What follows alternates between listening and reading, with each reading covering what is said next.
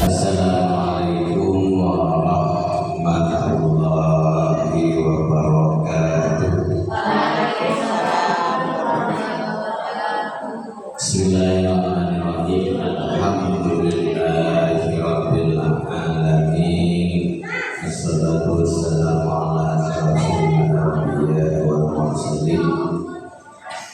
Sayyidina wa habibina wa syafi'ina wa maulana Muhammadin wa ala alihi wa sahbihi ajma'in. Amma ba'du.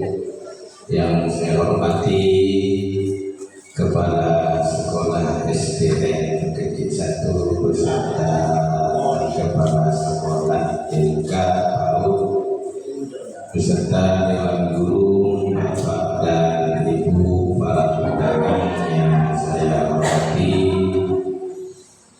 Puji syukur kehadiran Allah Subhanahu wa Ta'ala atas segala limpah rahmat, taufik serta hidayahnya sehingga pada kesempatan hari ini pada kalender 15 Agustus 2024 kita masih dapat dipertemukan di aula SDN Negeri 1 dalam keadaan afiat.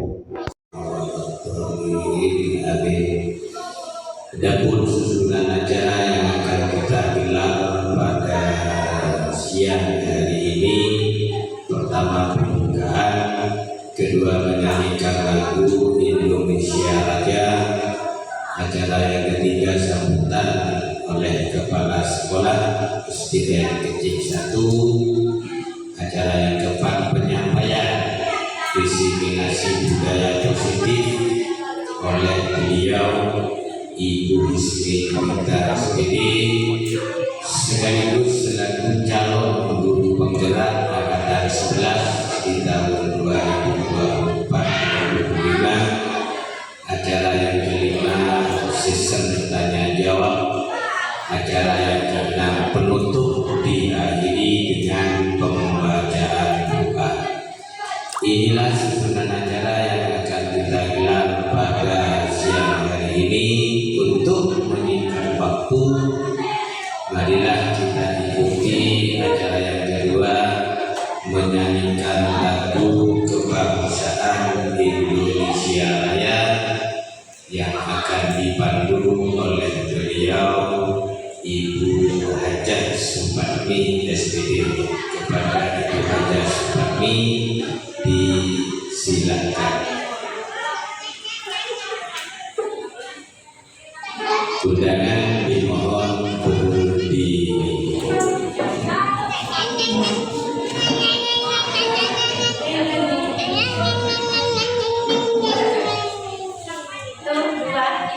Indonesia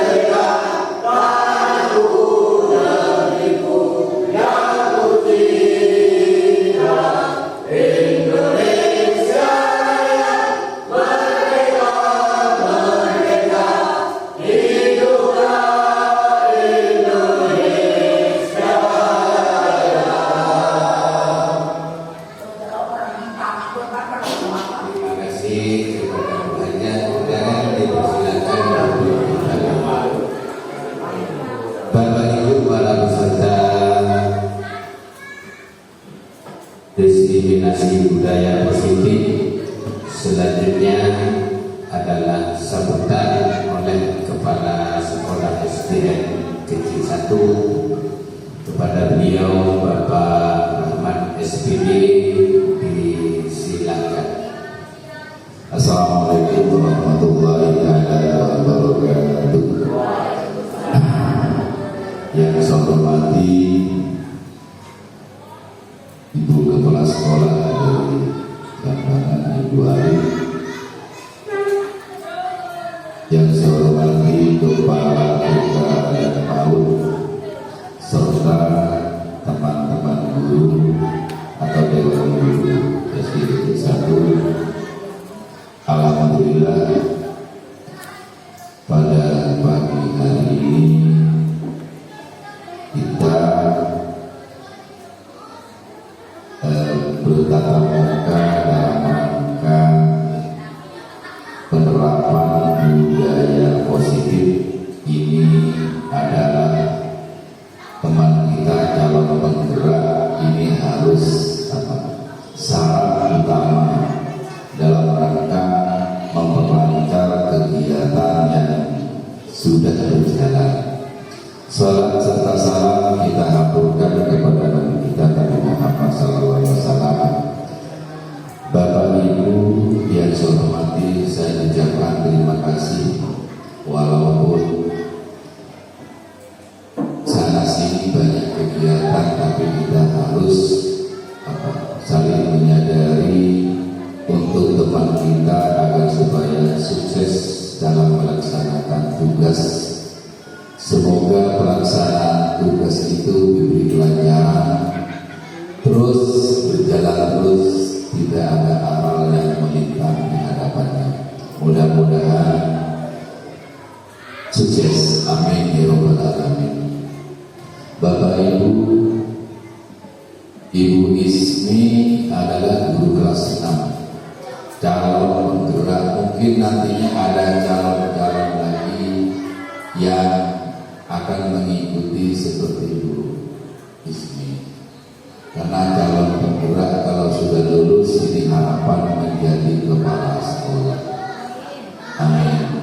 Karena seperti Ibu Sunarti, insya Allah Agustus ini sudah mendapat SK menjadi kepala sekolah. Seperti Bu Ismi ini P3K, tapi P3K 2 tahun ini akan mendapat juga gaji berkala. Menunggu petunjuk dari dinas itu. Sama dengan BNS sebetulnya, undang-undangnya sama, cuma bedanya BNS dan P3K. Tapi semuanya ASN semua. Karena dari pusat, insya Allah kalau Bapak Prabowo dilantik, insya Allah mudah-mudahan menjadi PNS semua. Amin. Dan yang lain masih yang belum, seperti yang Subhan juga, mudah-mudahan ada tambahan. Tahun 2025 insya Allah ada lagi P3K. Mudah-mudahan yang Subhan bisa seperti yang lain. Sebetulnya undangannya ini satu, tapi ada kegiatan yang lain ditunda. Tidak apa-apa. Terima kasih kepada semua teman-teman guru, baik itu Ibu Ari meluangkan waktunya demi teman. Terima kasih Bu Ari atas kehadirannya. Mungkin itu saja tambahan dari saya persilakan ke Bu Ismi untuk memperjelas tentang budaya positif itu seperti apa. Terima kasih. Kurang lebihnya saya mohon maaf. Assalamualaikum warahmatullahi wabarakatuh. Waalaikumsalam warahmatullahi wabarakatuh. Terima kasih atas sambutan oleh Bapak Kepala Sekolah SDN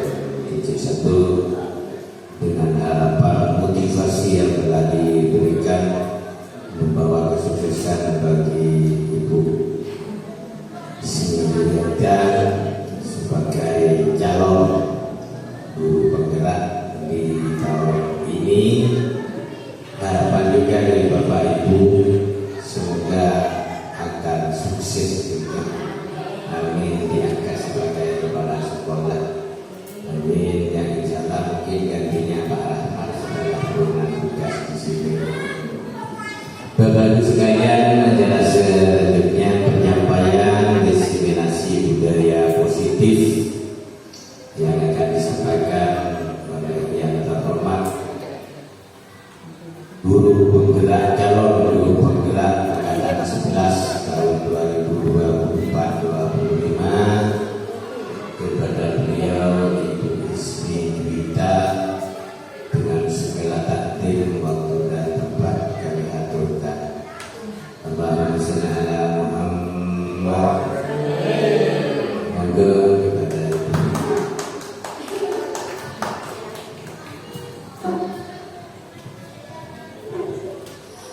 Terima kasih Pak Sahabat. Assalamualaikum warahmatullahi wabarakatuh. Yang terhormat Bapak Kepala Sekolah,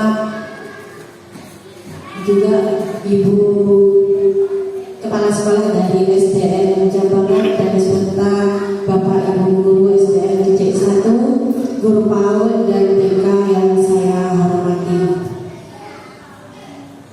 Syukur kehadiran Allah Subhanahu wa Ta'ala yang mana di hari ini kita dapat berkumpul, diberi kesehatan, dan semoga apa yang saya sampaikan ini mendapat manfaat dan diterapkan di sekolah. Selawat serta salam tetap tercurah limpahkan kepada junjungan kita Nabi Muhammad SAW yang telah membawa kita dari alam kegelapan menuju alam yang terang seperti saat ini. Bapak Ibu, di sini saya akan menyampaikan tentang diseminasi budaya positif yang mana ilmu yang saya dapatkan di CGP ini harus diterapkan di sekolah dan disampaikan kepada rekan guru yang lain. Harapan saya nanti kita akan sharing bagaimana pembentukan budaya positif di SDN Kecik 1. Di sini diseminasi budaya positif yang hal pentingnya itu adalah apakah restitusi itu penting diterapkan di sekolah. Oleh saya Ismi Juwita, SPD SD CGP Angkatan 11 BPGP Jawa Timur Kabupaten Probolinggo. Saya akan menyampaikan tentang pengertian diseminasi. Apa sih diseminasi? Diseminasi itu adalah kegiatan yang ditujukan kepada kelompok atau rekan sejawat agar memperoleh informasi, timbul kesadaran, menerima dan akhirnya menerapkan informasi yang didapat pada lingkungan sekolah. Di sini diharapkan informasi yang saya dapat dari CGP itu bisa diterapkan di sekolah. Tujuan diseminasi di sini tujuannya adalah setelah mengikuti paparan tentang budaya positif, kita dapat menerapkan budaya positif di lingkungan sekolah kita yaitu SDN Kecik 1. Terlebih dahulu kita SBI dulu Bapak Ibu agar tidak tegang. Ya, di sini dulunya adalah Simon berkata. Silakan Bapak Ibu berdiri dulu.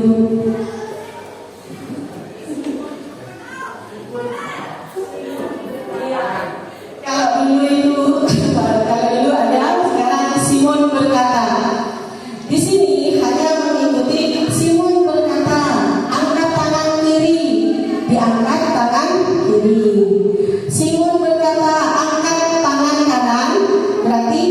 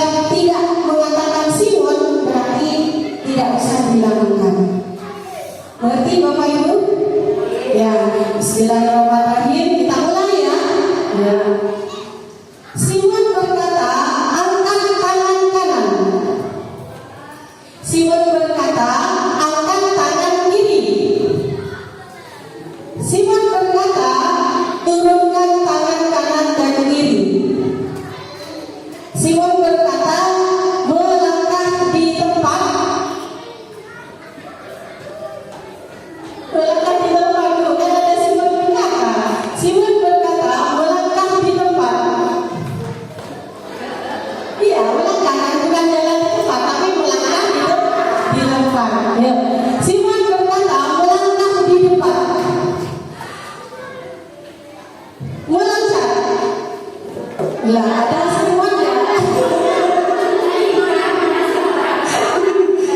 Semuanya kan ada ya. Ya, lagi. Simon berkata, pegang dagu. Pipi.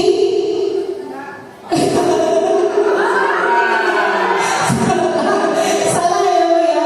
Jadi harus konsentrasi. Simon berkata, pegang pundak. Simon berkata, pegang kepala.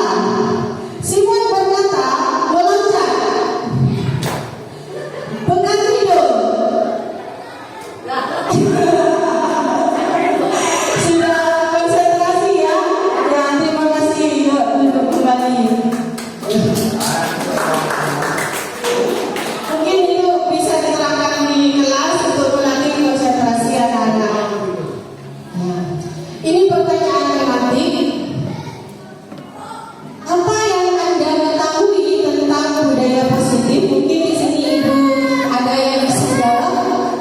Apa yang Anda ketahui tentang budaya positif? Mungkin atau Pak Hadi atau siapa? Apa sih budaya positif itu?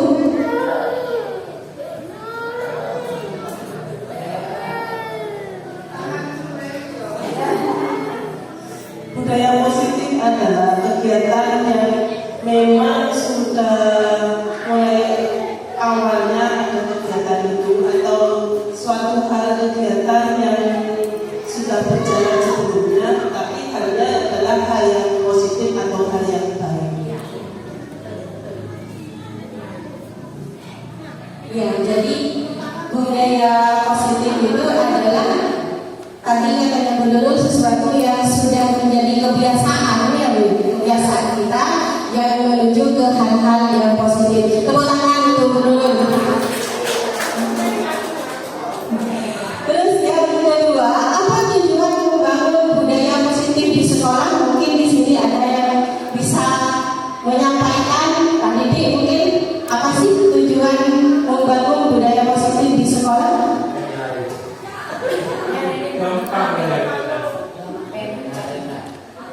Tujuan membangun budaya positif di sekolah bisa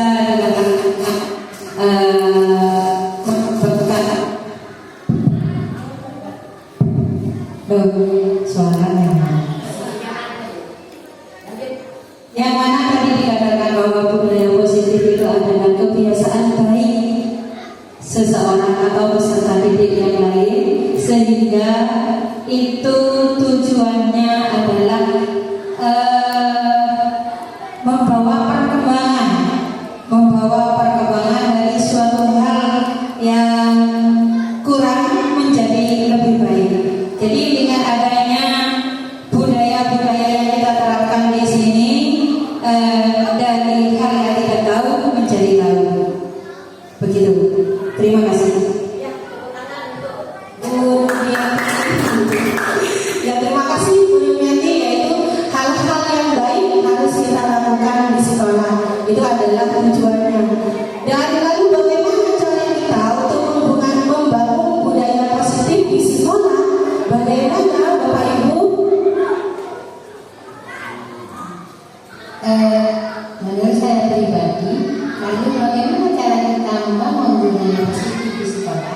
Saya pribadi dengan cara kita mendidik anak di sekolah itu, kita membiasakan diri. Cara kita membiasakan diri berbuat baik, mengembangkan hal-hal yang tidak baik dan tidak positif. Lalu kita dilanjutkan dengan hal-hal yang baik dengan positif.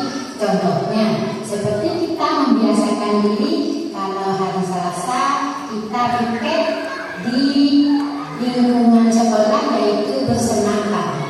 Jadi anak-anak kita tingkatkan, biasakan cara kita.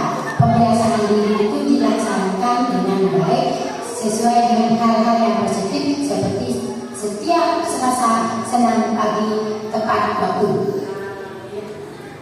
Terima kasih Bu Mami. Kebiasaan-kebiasaan di sekolah yang berpihak pada murid agar murid dapat berkembang menjadi pribadi yang kritis, penuh hormat dan tanggung jawab.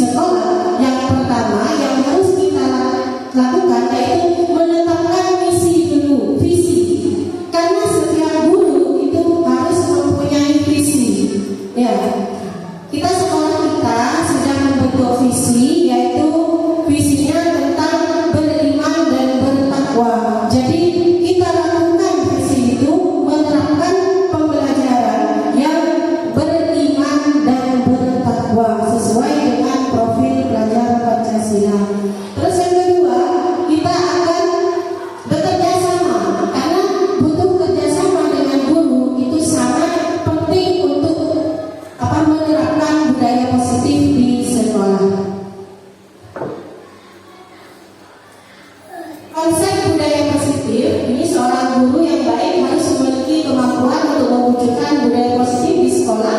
Budaya positif tersebut dapat dijalankan dengan menerapkan konsep-konsep penting seperti disiplin positif.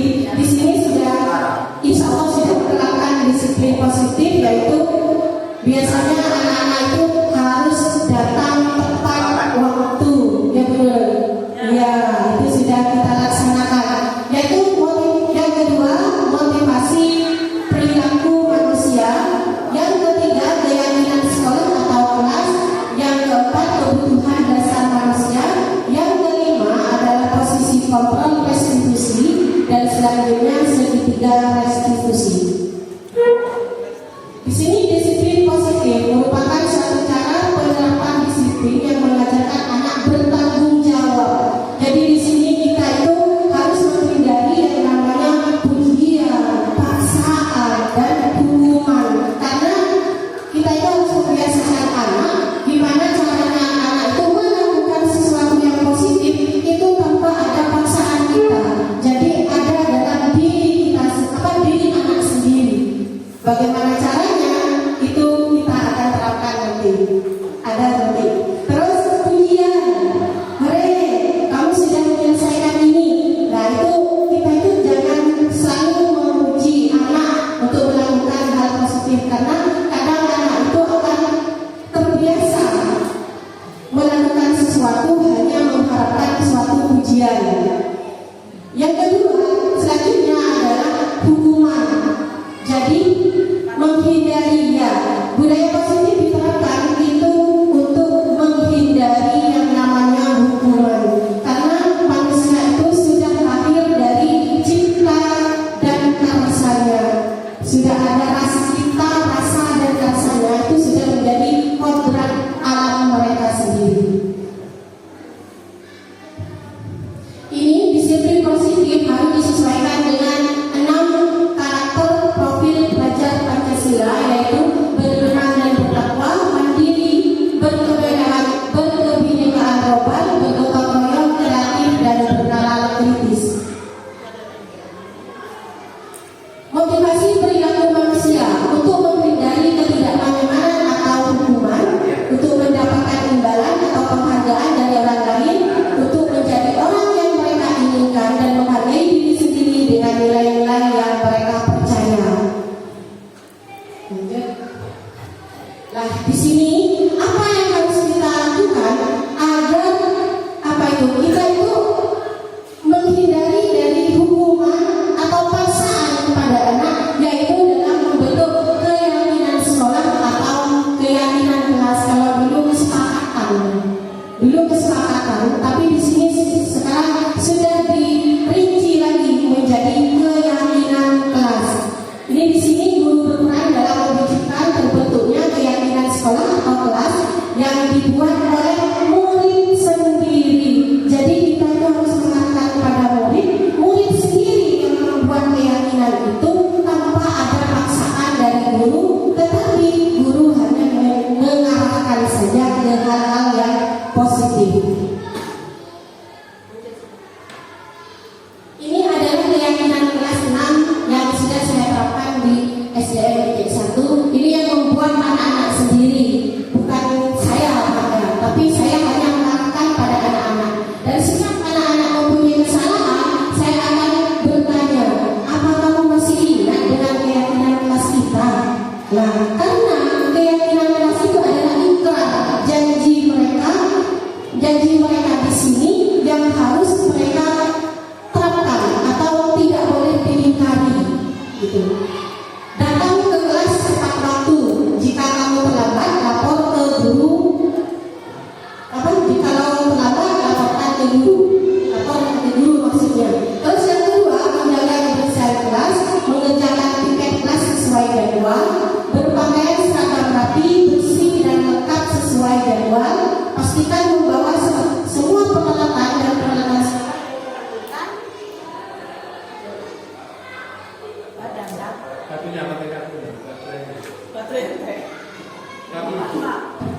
Terus harus saling menghormati antar teman, sopan santun, tidak membuli teman, bersifat jujur, saling tolong menolong.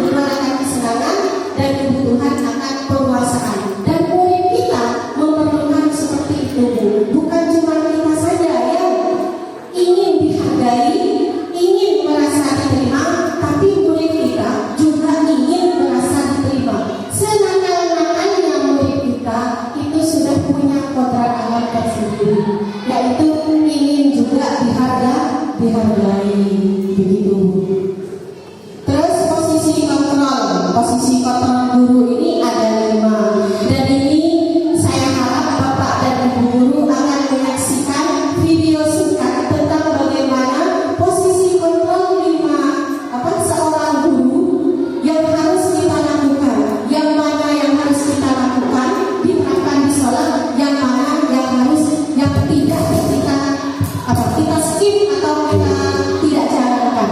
Begitu. Silakan, ini ada slide.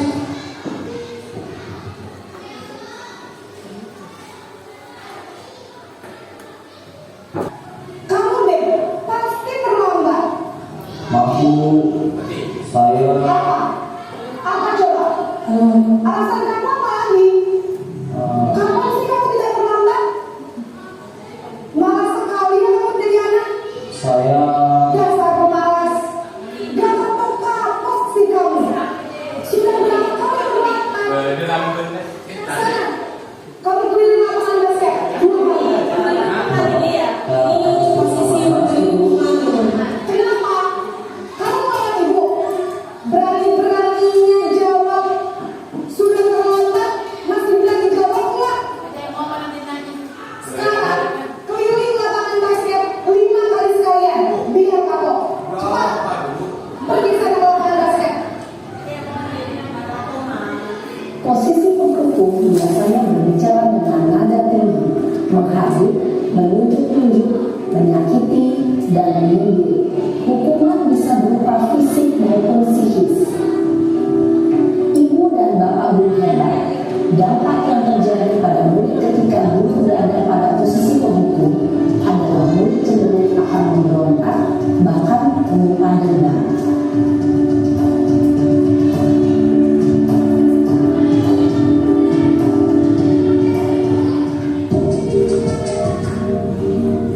Ini posisi kedua. Dan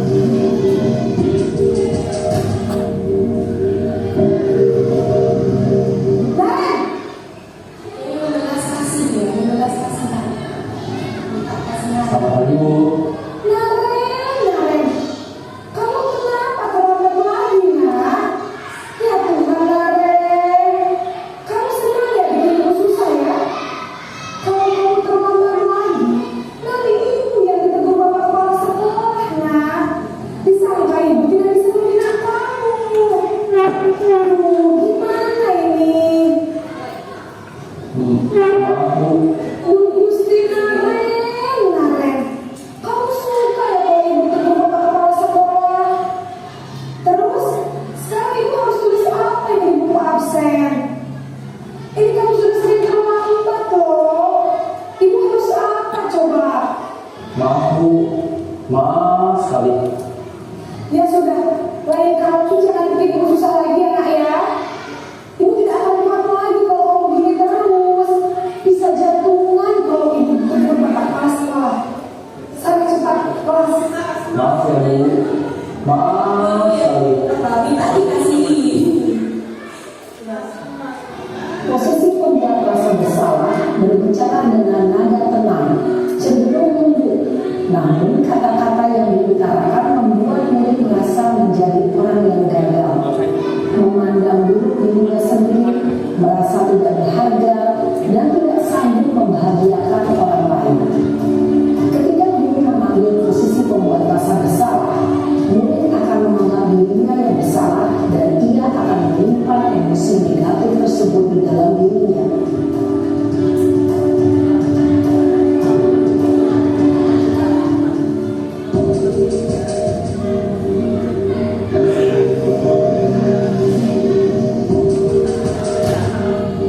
Ini posisi teman. Naren,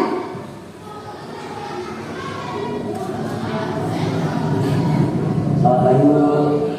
wah, sudah jam berapa ini nak? Selamat lagi ya sayang. Iya Bu. Habis ibu saya membangunkan saya Bu. Kamu malah menyalahkan ibu kamu. Kamu bukan anak yang paling kencang. Kok terlambat sih? Posisi Iya Bu. Saya membangunkan tadi. Jadi tidak bisa kencang. Tetap gak kencang Bu. Ya sudah sana. Nanti lain kali larinya lebih kencang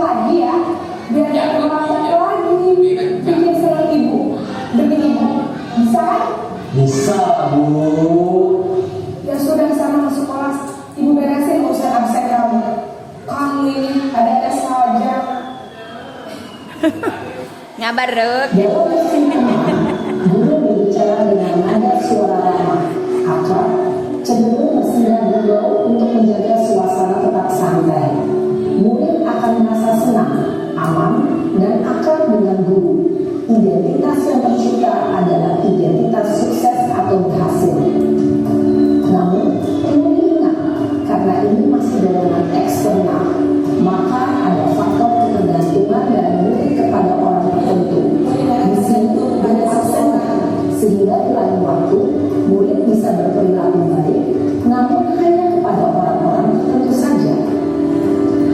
Kalau kita jadi teman itu murid tidak akan berkembang diri dengan sendirinya.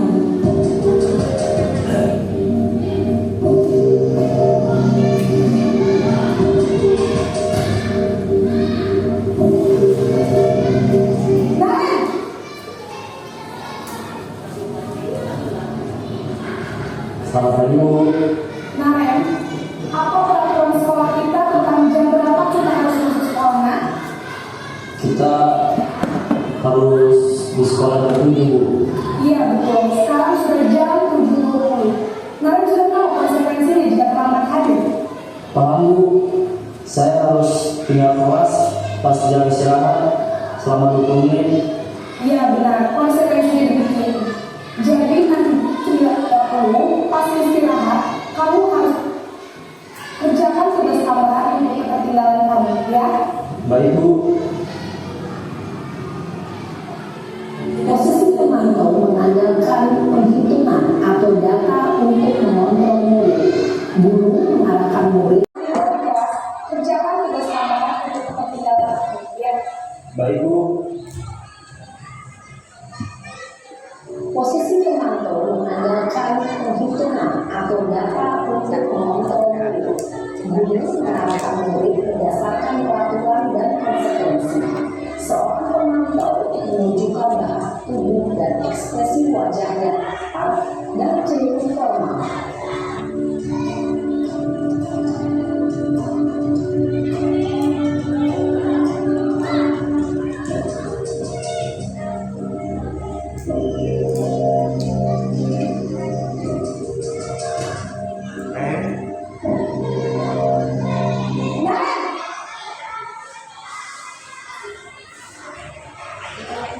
Selamat pagi Bu. Selamat pagi Naren. Maaf Bu, saya terlambat. Iya, sekolah masuknya jam 7, sekarang sudah jam 7.20.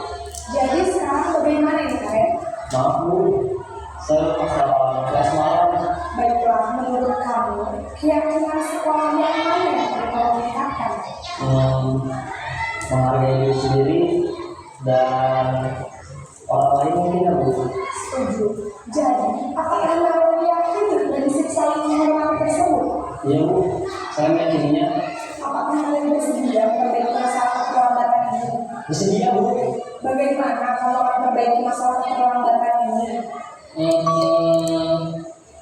Saya akan coba untuk tidak mengingat alam saya Bu.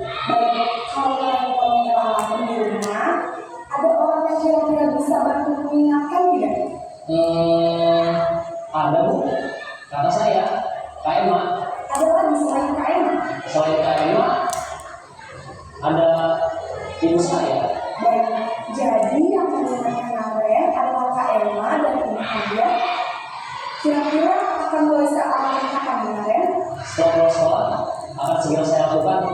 Baik, jadi Naren akan setel alarm untuk bangun besok pagi dan akan diingatkan oleh kakak dan ibu dan Naren ya. Ada lagi yang mungkin perlu dilakukan Naren agar tidak terlambat bangun lagi. Tidak ada Bu. Baik Naren, terima kasih untuk kerjasama kamu. Sekarang kamu perlu kembali ke kelasnya belajar. Baik Bu, terima kasih. Nah, dari kelima posisi pertama ini, Bapak Ibu sudah bisa membedakan mana yang Bapak Ibu baik menurut yaitu orang yang mandiri, bertanggung jawab, dan dapat memecahkan masalah. Tujuan dari posisi ini adalah agar murid dapat berefleksi atas tindakannya. Guru akan membantu memberikan pertanyaan-pertanyaan bermakna, sehingga membuat murid dapat belajar dari kesalahannya dan mencari sebuah Ibu dan Bapak Guru Ella setelah mengamati adegan kelima posisi kontrol tadi, kira-kira posisi mana yang paling ideal? Nah ini posisi mana yang paling ideal menurut Bapak Ibu? Ya, tentu posisi manajer. Posisi ini memang posisi ideal yang ingin dituju setiap guru. Pada posisi inilah, guru dapat menerapkan disiplin positif yang berpihak pada murid, yang memerdekakan murid.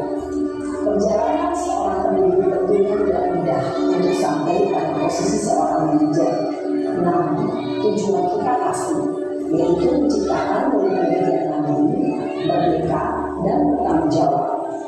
Semoga penggambaran 5 posisi kontrol yang telah diperlihatkan ini dapat menjadi ajang refleksi bagi kita semua agar dapat terus mengasah dan menerapkan disiplin positif yang memerdekakan diri. Mari terus berlatih dan bersemangat. Selamat menerapkan. Salam berbahagia, Ibu dan Bapak Guru. Hebat. Ini dari video yang sudah Bapak Ibu lihat barusan, itu ada posisi kontrol guru, yaitu nomor 1, penghukum. Posisi kontrol ini menurut Dr. William Glasser atau dosen yang berkesimpulan ada 5 posisi kontrol yang diterapkan seorang guru, orang tua, ataupun atasan dalam melakukan kontrol. Kelima posisi kontrol tersebut adalah sebagai berikut.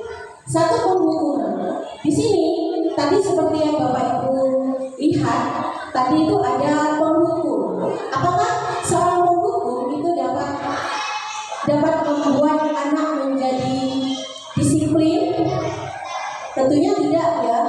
Terus lagi membuat rasa bersalah, yaitu seperti tadi itu ada rasa bersalah yang mana guru itu selalu merendah hati, takut merasa merendah hati agar mereka itu merasa dikasihani oleh muridnya.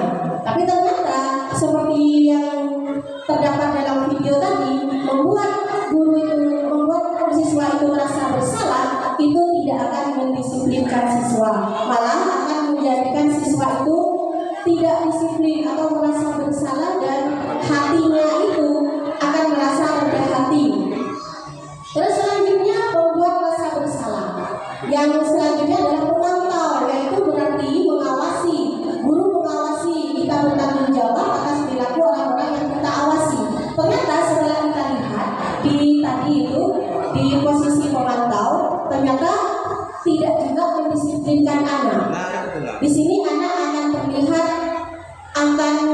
terlihat merasa kurang bertanggung jawab atas kesalahan yang dilakukannya. Setelah itu ada manajer.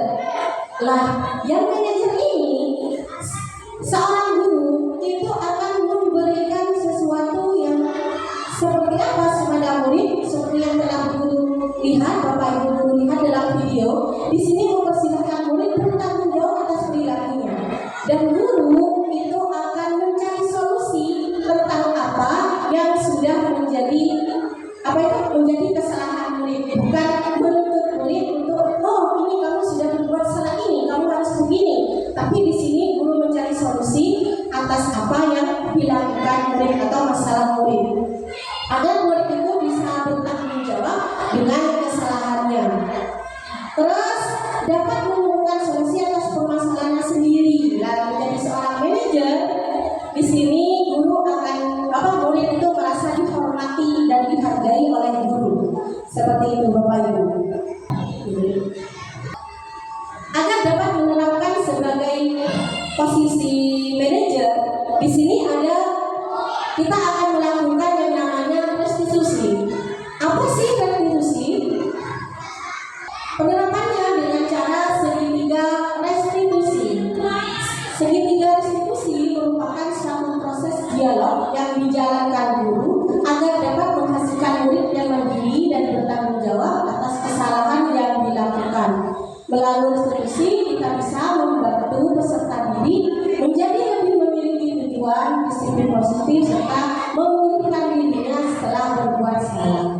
Harapan dari restitusi sendiri, segitiga diskusi itu menstabilkan identitas, yang kedua validasi tindakan, yang ketiga adalah menanyakan keyakinan. Contohnya seperti ini Bapak Ibu. Harapan segitiga diskusi yaitu menstabilkan identitas, validasi tindakan, dan yang ketiga adalah menanyakan keyakinan kelas. Seperti yang ada di video tadi, itu adalah seorang manajer itu akan melaksanakan segitiga diskusi untuk agar peserta didik kita itu bisa disiplin dan bertanggung jawab atas kesalahannya. Di sini contohnya menstabilkan identitas. Kita tanya dulu apa kesalahan murid kita, mengapa dia melakukan itu. Misalnya ada satu murid di sini, murid saya Reno, itu lagi sedang bermasalah, yaitu membuat kesalahan tidak berpakaian rapi, Bapak Ibu. Di situ karena dia itu tidak berpakaian rapi, jadi saya panggil. Ya, cara saya untuk menstabilkan identitasnya itu saya tanya, Reno tahu nggak kenapa Reno Bu Guru panggil ke kantor? Dia menjawab, ya Bu Guru tahu. Kenapa? Karena saya tidak berpakaian seragam lengkap. Nah, terus saya tanyakan alasannya, kenapa Reno kok tidak memakai pakaian lengkap, kok tidak pakai dasi, kenapa? Yang Reno jawab itu adalah terburu-buru, Bapak Ibu. Reno itu terburu-buru karena dia itu bangunnya siang, sehingga untuk mencari dasinya dia itu tidak ketemu katanya. Ditaruh di mana dia sudah tidak tahu. Itu alasan dari Reno. Terus saya tanya, ya kenapa kok bisa dasinya itu hilang atau gimana? Gitu ya. Kok kamu bisa tidak tahu namanya di mana? Alasannya dia itu, saya lupa Bu Guru. Oh lupa. Ya, saya tanya kepada Reno, bagaimana caranya agar kamu itu tidak lupa menaruh dasi atau perlengkapan sekolah atau baju seragamnya kamu? Reno menjawab, dia akan melakukannya di malam hari, menyiapkan dulu, maksudnya Bapak Ibu. Seperti itu. Terus setelah menanyakan menstabilkan identitas, baru saya akan menanyakan validasi tindakan. Jadi setelah tahu alasan Reno kenapa, nanti saya itu akan melakukan bagaimana cara saya agar Reno itu bisa bertanggung jawab, bisa dasinya itu bisa dikumpul, bisa ada, terus baju-bajunya bisa disiapkan dan tidak terlambat lagi, tidak bangun kesiangan. Jadi di sini saya tanya kepada Reno, jadi gimana caranya agar kamu itu tidak bisa bangun pagi? Katanya Reno, agar bisa bangun pagi itu nanti Reno itu akan kalau malam itu tidurnya tidak akan terlalu malam dulu. Itu katanya Bapak Ibu. Reno tidak akan tidur malam. Tidurnya antara jam 9 sampai jam 10 Bapak Ibu. Terus itu Reno bilang Reno akan menyiapkan segala peralatan sekolahnya itu malam atau sore hari.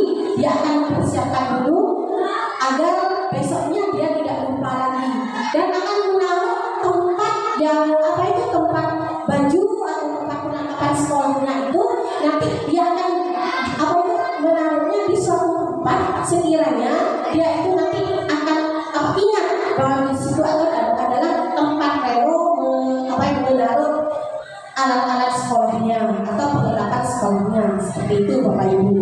Terus selanjutnya saya menanyakan keyakinan kelas. Saya tanya kepada Reno, terus dari apa yang Reno lakukan itu sudah sesuai dengan keyakinan kelas kita? Reno bilang tidak.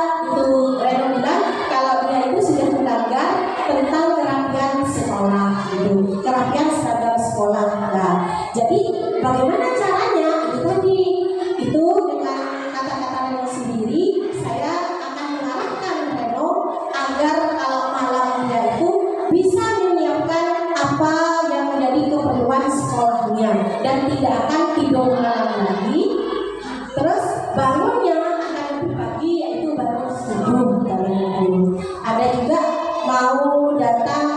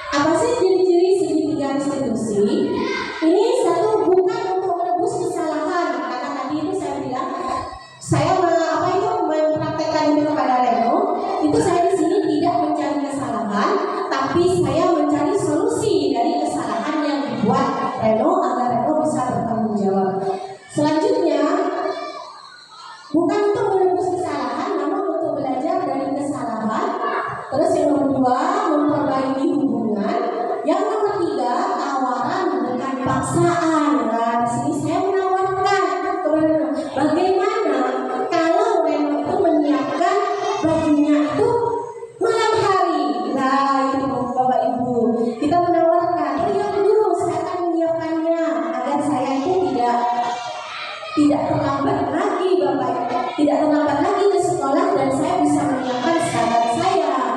Gitu. Terus sudah itu mencari kebutuhan dasar yang mendasari tindakan. Apa kebutuhan dasarnya Reno? Yaitu disiplinnya, disiplin waktu, disiplin berpakaian dan mengikuti peraturan sekolah dari keyakinan yang sudah dibuat. Nah, dan saya juga tanya nanti apa itu subvensinya kamu itu gimana? Nah, itu nanti teman-temannya yang akan memberikan subvensi bagi Reno. Apakah Reno itu akan diapakan oleh temannya, itu sudah tergantung dari kesepakatan dari keyakinan kelas tersebut. Terus selanjutnya di sini menuntun untuk melihat ke dalam diri, karena tugas kita itu menuntun, bukan menuntut kepada anak. Ya, kita harus menuntun anak bagaimana anak itu berperilaku sesuai dengan kodrat alam yang sudah dimilikinya. Ya. Kalau kita harus menuntut, berarti di sini kita akan apa itu namanya ya Bu? Menuntut anak itu tidak sesuai dengan keinginan anak, karena setiap anak itu mempunyai karakter yang berbeda-beda, itu sudah dari kodrat alamnya mereka. Terus selanjutnya restitusi diri adalah cara yang paling baik. Dari sekian cara itu adalah restitusi diri yang caranya yang paling baik yang harus kita lakukan untuk menumbuhkan karakter siswa. Selanjutnya restitusi fokus pada karakter bukan tindakan, karena yang kita perlukan pada anak didik kita itu membentuk karakter kita, berkarakter mereka kan ya Bapak Ibu ya. Iya betul. Karakter mereka yang apa yang kita perlukan. Apa karakter yang akan kita bentuk? Disinilah berdasarkan visi yang kita sudah buat bersama.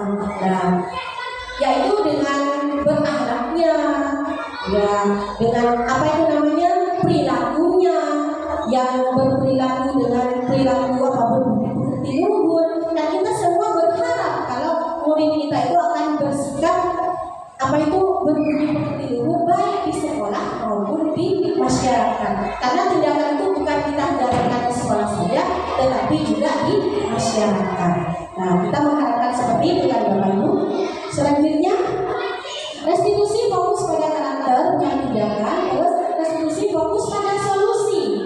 Restitusi mengembalikan murid yang berbuat salah pada kelompoknya. Nah, kita kelompokkan, kita bawa mereka ke kelompoknya. Itu Bapak Ibu. Apa sih kelompok mereka? Ya, kelompok mereka kalau mereka sudah mempunyai karakter yang seperti itu, maka kita harus mengarahkan karakter yang jelek itu menjadi karakter yang baik. Itu Bapak Ibu. Terus mencari solusi, bagaimana solusi terbaik agar mereka itu tidak menentang kita, karena kalau kita itu berbuat apa itu kayak seperti marah pada mereka, menuntut mereka itu akan menjadi dendam terhadap apa yang sudah kita lakukan. Itu akan membekas sampai mereka sudah dewasa nantinya Bapak Ibu.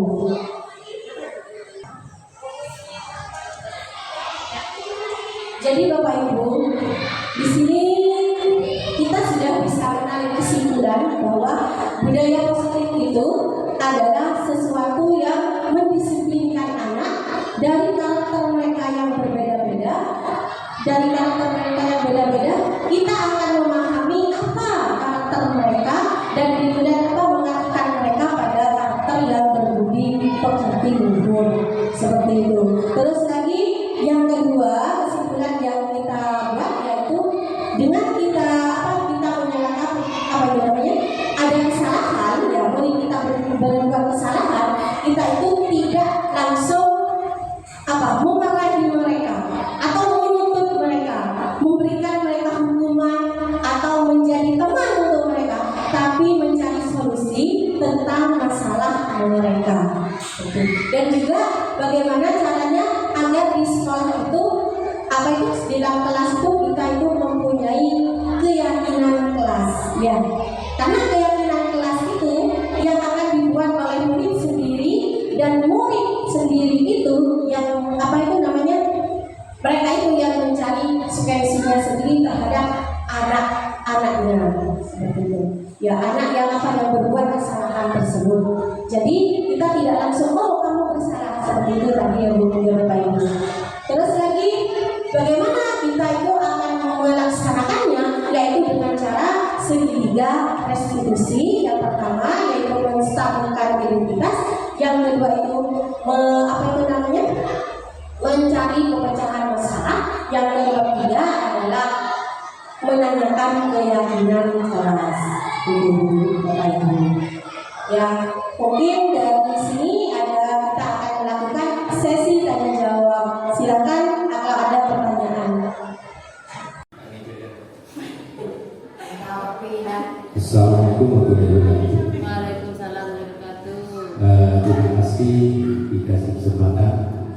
Ini hanya tanya saja. Kalau dari dulu baik kurikulum dari manapun sampai K13 memang tujuannya sama seperti itu. Tapi yang dikatakan disiplin budaya, contoh saja, anak itu sudah saya biasakan potong buku.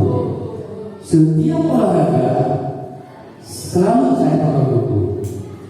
Baik kabur. Nah, itu sudah saya selalu ingatkan. Masih tetap seperti itu. Nah, untuk jalan keluarga kita tidak boleh menegur atau apa segala itu. Sama dengan K13, anak kita anggap sebagai teman. Kan begitu. Tapi anak harus kenalan, benar kenalan, tapi naik bangku. Itu secara pure. Sekarang prakteknya Bu, saya ingin tahu nanti prakteknya di SD titik 1. Terima kasih. Ini ada videonya Pak sebenarnya. Saya sudah video sampai itu Fitri dan Reno dalam pelaksanaan disiplin positif yang sudah saya unggah di tugas saya. Di sini yang pertama itu yang harus kita lakukan restitusi. Itu kan kita akan melaksanakan segitiga restitusi. Ya, itu sebenarnya tidak hanya sekali atau 2 kali, karena segitiga restitusi itu harus kita lakukan setiap hari. Kalau sekarang masih tidak mempan, besok lakukan lagi, besok lakukan lagi. Yang penting tanpa dipaksa. Itu sudah berulang-ulang, bukan itu kalau sudah berulang-ulang, mungkin kita bisa konfirmasi dengan orang tua, gitu Pak. Mungkin ada tambahan dari saya. Terima kasih atas pertanyaan yang sangat luar biasa. Mungkin pertanyaan Bapak Haji itu juga sama di lembaga kami. Kesalahan-kesalahan anak seperti itu sudah wajar lagi. Mungkin yang didengar di K13 atau kurikulum yang lain itu sudah hal-hal yang dilakukan anak sewajar itu tidak melampaui batas dari anak-anak, itu sudah wajar bagi kita. Dan pengalaman saya betul dengan Bapak Hadi itu gini Pak. Jadi segitiga restitusi betul katanya Bu Ismi, kita melakukan segitiga restitusi di mana kita menanyakan anak itu yang dilakukan anak itu. Nah, setelah itu kamu melakukan seperti itu apa penyebabnya? Nah, ditanyakan, mereka akan menjawab sendiri. Misalkan naik bangku tadi kita dengan pakai naik bangku ataupun potong kuku kan tidak bisa dilakukan, ditanyakan. Nah, ditanya kenapa tidak potong kuku lagi saya? Apa masalahnya? Dia menjawab, Pak, kemarin saya pernah gitu. Pak, kemarin ibu saya sakit, ibu saya dirawat di rumah sakit. Jadi kesalahan itu memang harus secara kontinuitas kita tanyakan kepada anak kita. Dan itu harus ada konsekuensi, Pak. Konsekuensi seperti itu. Seperti sudah disampaikan dengan Ibu Sri tadi, konsekuensi kelas atau konsekuensi keyakinan kelas atau keyakinan sekolah yang harus kita terapkan. Dan itu muncul dari pribadi anak itu sendiri. Misalkan hal kecil tadi seperti beberapa keyakinan yang saya gitu. Jadi dengan itu Bapak, jadi kita harus selalu membimbing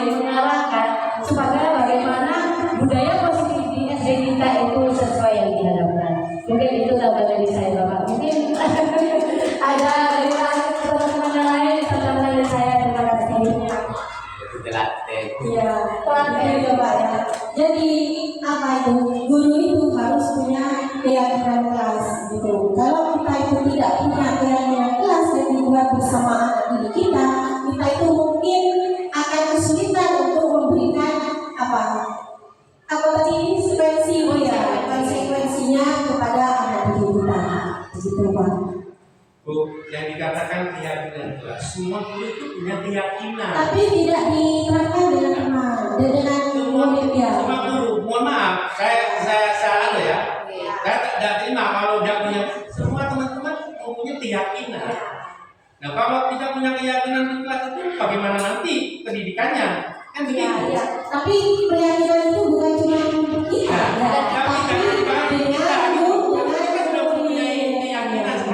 gitu loh maksudnya.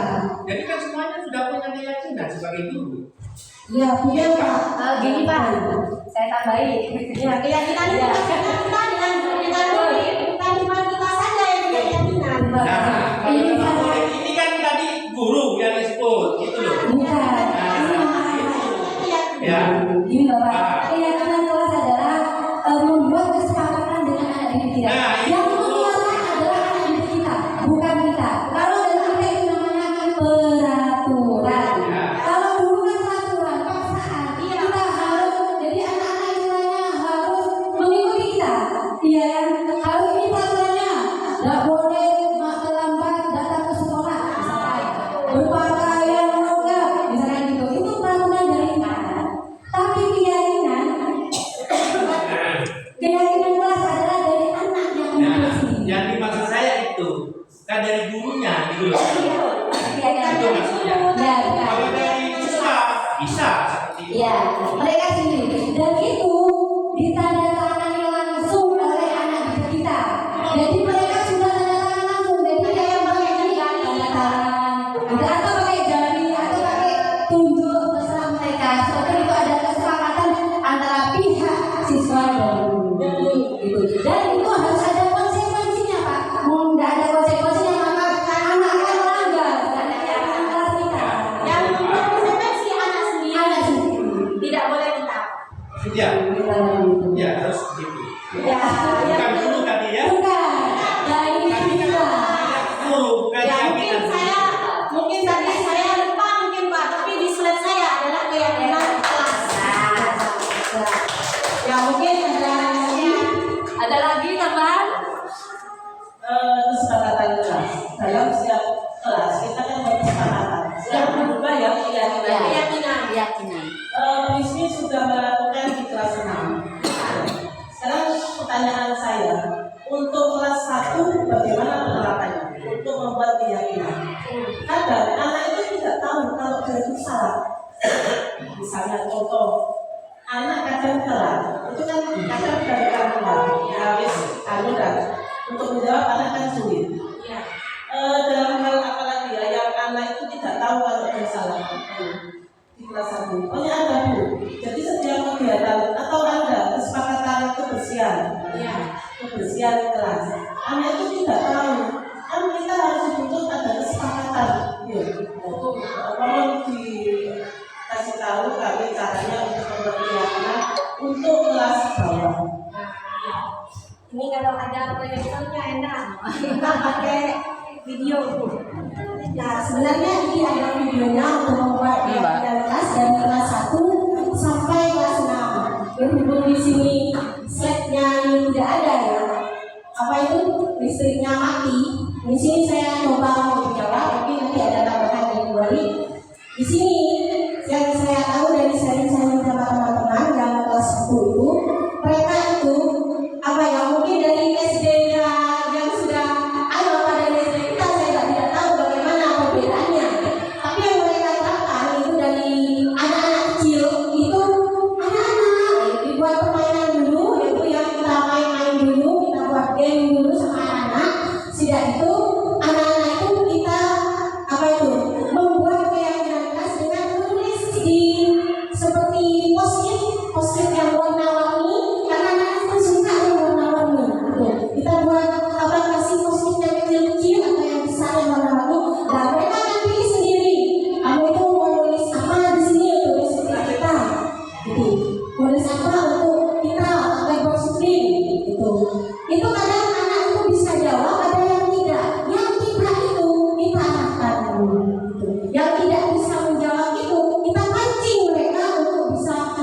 jawab dengan cara apa saja, misalnya dengan menyanyi kan, atau dengan kita itu membuat permainan, nanti anak-anak itu akan muncul sendiri untuk bilang meskipun itu tidak sama dengan kita, tapi sudah mengarah sedikit dengan kita. Mungkin Bu Ari bisa menambahkan membuat keyakinan kelas pada anak kelas 1. Itu kan ada tadi mungkin hal-hal menarik yang anak kecil itu membuat sekiranya menarik itu tadi membuat sebuah permainan. Dengan permainan itu kita membuat kata. Nah dari kata itu kan kebersihan. Misalnya apa kebersihannya? Ayo Bu, tidak membuang sampah di kelas. Misalnya gitu. Jadi kita tuliskan. Kalau ada anak itu merasa bisa menulis kita tuliskan. Kalau tidak bisa nulis kita tuliskan, diarahkan satu-satu gitu.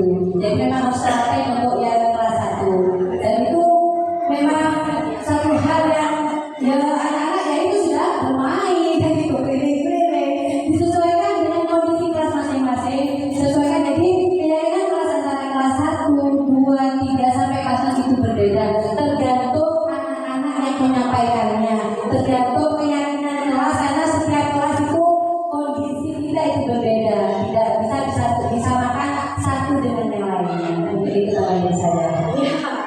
Iya, dibuat permainan dulu katanya Bu, atau sambung kata. Mau bagaimana nanti dituliskan oleh gurunya.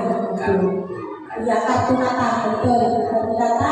Dan anak itu harus mengucapkan sendiri kalau kita sudah merangsangnya. Ya mungkin ada pertanyaan lagi. Sudah puas. Ya, mungkin apa yang bisa kita terapkan di sekolah mendisiplinkan anak tanpa kita harus paksaan, hukuman ataupun menjadi teman. Jadi yang kita lakukan adalah menjadi seorang manajer untuk anak kita, saling menghargai karena setiap anak itu sudah dari kodratnya butuh kasih sayang. Ya, mungkin dari itu yang bisa saya sampaikan. Ada yang mau bertanya mungkin? Apa lagi? Ada yang mau tanggapan? Ya, cukup. Ya, semoga nanti apa yang kita laksanakan hari ini kita terapkan di sekolah kita untuk menciptakan budaya-budaya positif dan membiasakan atau memberikan kebiasaan kepada anak yang positif agar membentuk karakter anak yang lebih baik lagi. Saya ini kenapa? Lah, kalau Pak gurunya yang telah kita buat yang namanya keyakinan sekolah. Ya, ayo besok kita buat keyakinan sekolah yang datang dari Bapak Ibu guru sendiri, dan nanti apa sekuensinya itu nanti dari Bapak dan Ibu guru sendiri. Mau diapakan itu, jangan dari Bapak kepala sekolah ataupun dari siapa, tapi dari kita sendiri. Baktir makan. Coba sekali kalau berkali-kali. Ya karena lah itu ya berlawan itu harus harus dilaksanakan dengan kebiasaan, karena kalau sudah dilakukan dengan kebiasaan mungkin setiap hari akan terjadi. Semoga tidak seperti itu ya Bu ya. Mulai besok mungkin Bapak Ibu guru kita buat yang namanya keyakinan sekolah agar kita itu bisa melakukan. Iya, yang betul itu adalah siapa? Murid yang disambut oleh guru. Iya. Besok kita buat keyakinan dulu ya Pak. Ya Pak. Sesungguhnya itu dari diri. Ya, karena itu Tidak boleh memaksa. iya, tidak boleh memaksa dari diri kita, kesadaran kita. Iya, alasan. Tapi kita harus sadar Yang dulu. penting begini, dari diri sendiri. Kalau memang dari diri sendiri hanya terpaksa, tata cara mulai jadi sekali. Ya, kalau itu disiplin positifnya tidak akan terlaksana. Seperti itu. Memberikan contoh yang terbaik, tapi tak usah nanya. Nah, iya. Nah, ya betul. Tepuk tangan untuk Pak Ari. Ya, terima kasih karena sekarang waktunya sudah cukup. Di sini saya ada waktu 1 jam. Ya, iya sudah tidak tahu apa lebih banyak. Ya saya akhiri. Semoga apa yang sudah kita sharing hari ini semoga mendapatkan manfaat dan mendapatkan salam. Amin. Baiklah, wassalamualaikum warahmatullahi wabarakatuh.